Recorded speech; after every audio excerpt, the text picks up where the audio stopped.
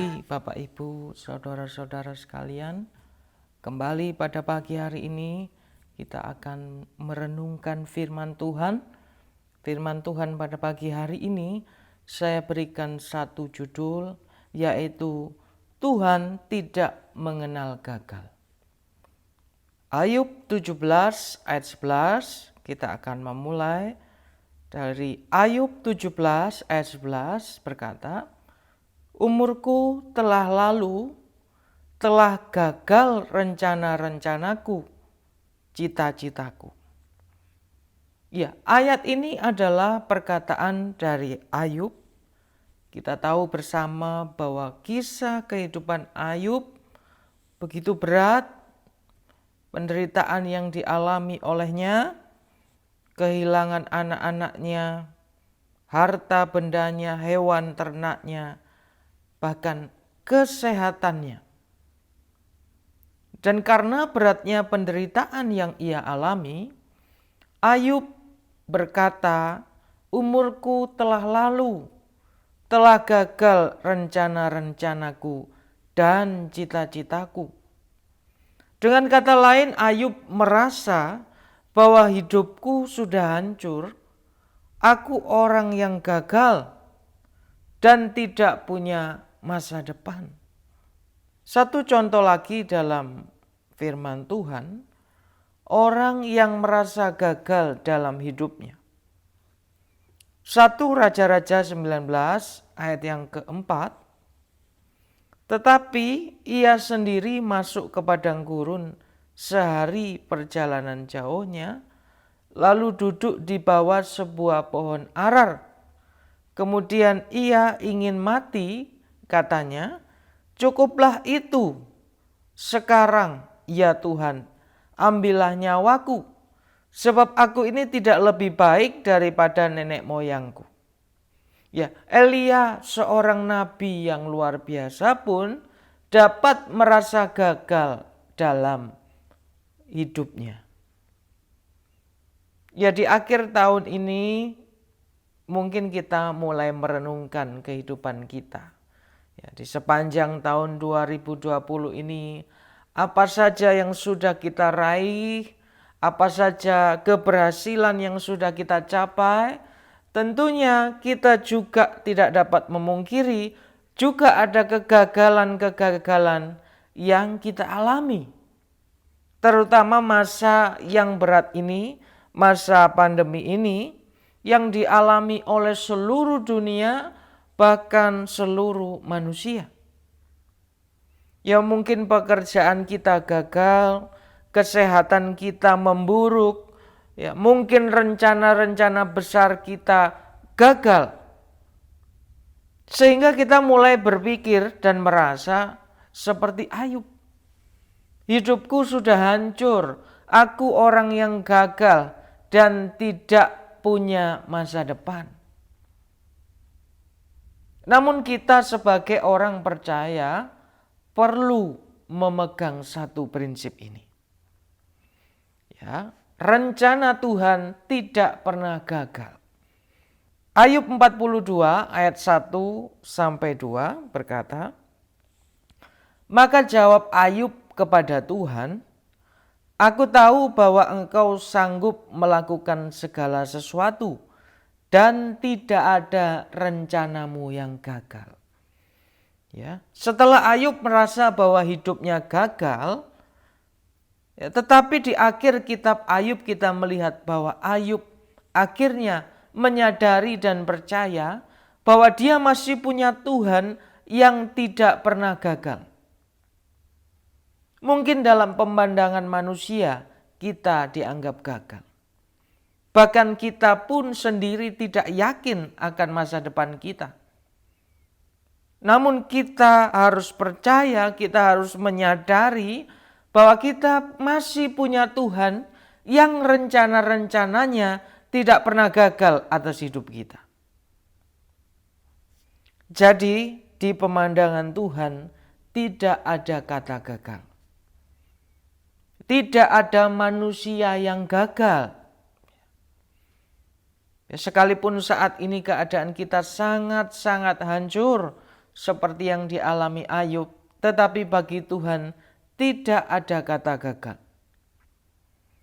Seperti yang dikatakan Ayub juga, Tuhan sanggup melakukan segala sesuatu. Ya mungkin kita berpikir bahwa bagaimana aku mau memperbaiki kerusakan dalam hidupku. Bagaimana aku memperbaiki kegagalan dalam hidupku. Tetapi Ayub menyadari dan percaya Tuhan sanggup melakukan segala sesuatu. Ya, dalam Yeremia 18 ayat 4, ya, Tuhan dapat memperbaiki yang rusak. Ya.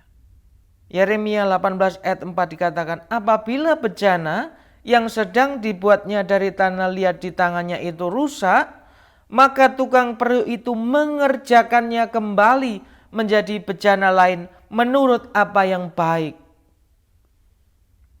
Jelas sekali dalam kitab Yeremia ini bagaimana Tuhan siap membentuk ulang bangsa yang sudah begitu rusak. Sekalipun hidup kita sudah rusak, sekalipun dalam pemikiran kita tidak dapat dipulihkan, tetapi Tuhan sanggup dan mau melakukannya.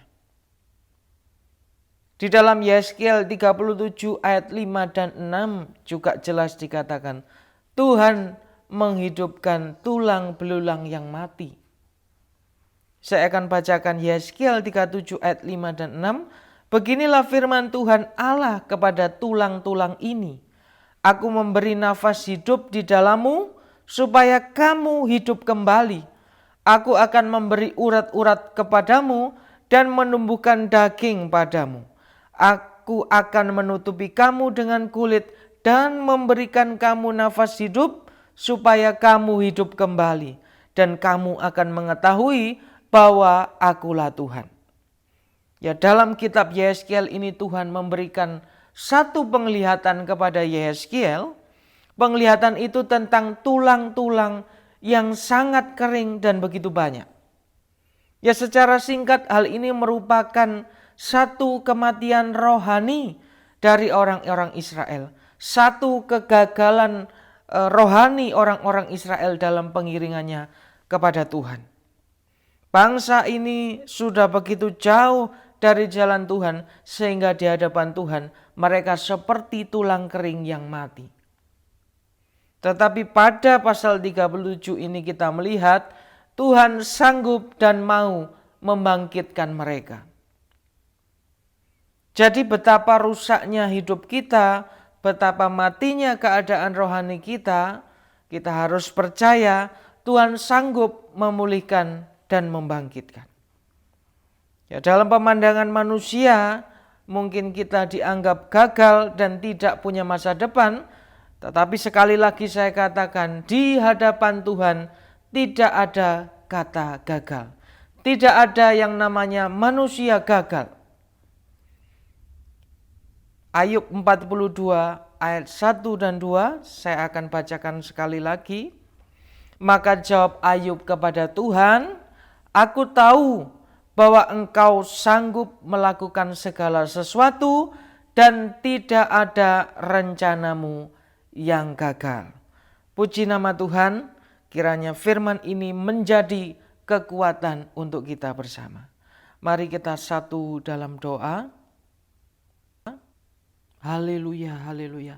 Bapa kami dalam kerajaan surga, kami mengucap syukur buat firman-Mu pada pagi hari ini yang terus menguatkan kami, meyakinkan kami bahwa kami bukanlah orang-orang yang gagal, tetapi kami berhasil di dalam nama Tuhan Yesus.